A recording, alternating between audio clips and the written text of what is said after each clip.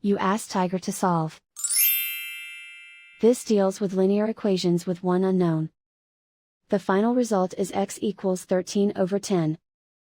Let's solve it step by step. Simplify the expression. Expand the parentheses. Multiply the coefficients. Simplify the arithmetic. Group all x terms on the left side of the equation. Subtract 6x from both sides. Group like terms.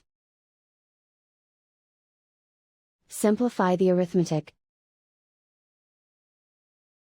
Group like terms. Simplify the arithmetic. Group all constants on the right side of the equation.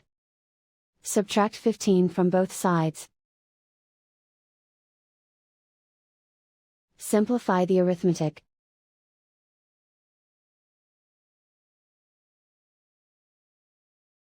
Isolate the x. Divide both sides by -10. Cancel out the negatives. Simplify the fraction. Cancel out the negatives. And so the final result is x equals 13 over 10.